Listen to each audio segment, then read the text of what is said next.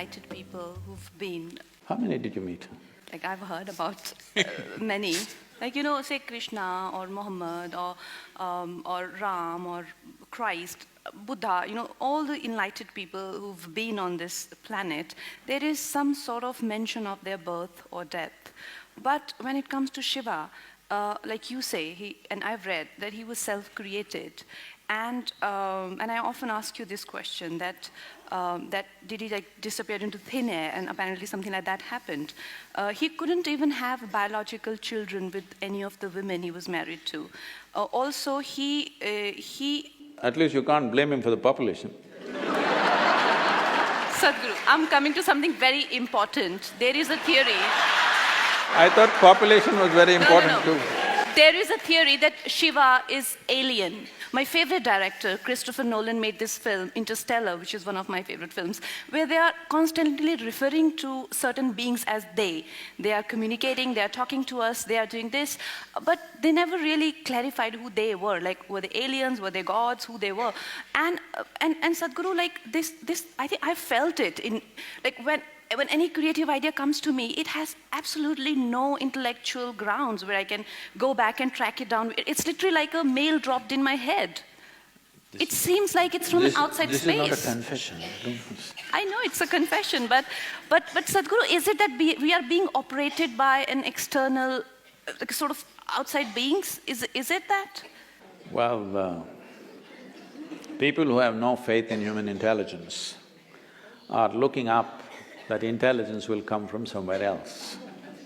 What we need to understand is, see, there are certain things which are very significant things in this country which unfortunately this present generation has completely forgotten, or very few people are reminded, and the rest of the world, some places they recognize, rest of the places it's not there. What the thing is just this, here we consider things like this. For example, in yoga, we call your spine the center of the universe, we call it Merudanda. That means it's the axis of the universe. What is a universe? Please understand this. Today scientists are admitting it is an endless universe. Forever we've been saying it's an ever-expanding universe. So we said your spine is the axis of the universe. That sounds ridiculous. Even without putting any load, most people's backs are hurting badly. They can't even walk or run or do anything. If this becomes the axis of the universe, what will happen? Why we are saying this is, see, you know there is a universe or you think there is a universe only by your experience, isn't it so? If you did not experience, if you could not see this, if you could not see like this and feel like this, you wouldn't know there is a universe. Only because of your experience there is a universe. And the center where your experience is being transmitted is through your spine. If you cut a few wires in your spine, you will have no experience even of the body, forget about the universe. So because your ability to experience the universe is rooted and centered in your spine, we are calling your spine as the axis of the universe. Suppose this hall, see now we know the boundaries of this hall. Now we can debate whether this is the center of this hall or that is the center of this hall. Suppose there are no boundaries to this hall. How would you decide which is the center of this hall?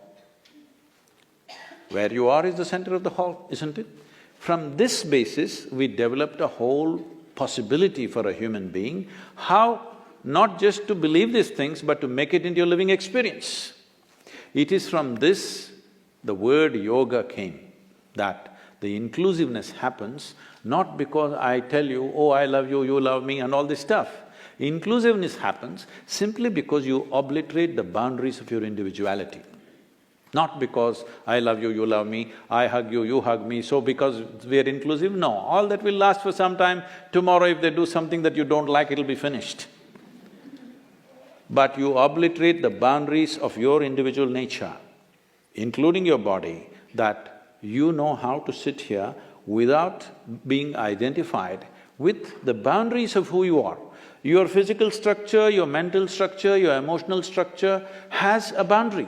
It may be large or small. Now, I'm not talking about the body being large. It may be large or small, but it has a boundary. But there are dimensions which have no boundary. What doesn't have a boundary is non-physical in nature. So our focus has always been on that dimension, which is non-physical. That is why Shiva became the most important thing, because Shiva means that which is not, that which is non-physical. Now is he the yogi that we're talking about? Is he a human being? Did he come from somewhere else? See, there are things, as you said, there is no parentage. When you talk about Shiva, there is no parentage, there is no place of birth, nobody saw him as a young boy to grow up. All the time when we saw him, he was about the same age. And we don't know where he died, such a significant human being. Even in those times, if he died somewhere, they should have built a temple, they should have built some kind of a monument for him. Nothing like that happened. So there is no birth, there is no death, there is no parentage, there is no siblings, there is no anything to prove that he was here. Does it mean to say we can assume he came from somewhere? Not necessarily.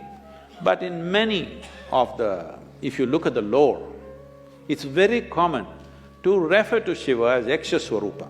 This means, Yakshas means always those kind of beings which are not human, but who supposed to have existed in the natural environment in this planet, in the forests and other things. Whatever we were referring to, some kind of beings or creatures or whatever you want to call them, who are not human in nature. So many times in the lore, you will see any number of songs and other things talking about Shiva as a Yaksha Swarupa. So there are many things which point, but there is no specific proof that he came from elsewhere.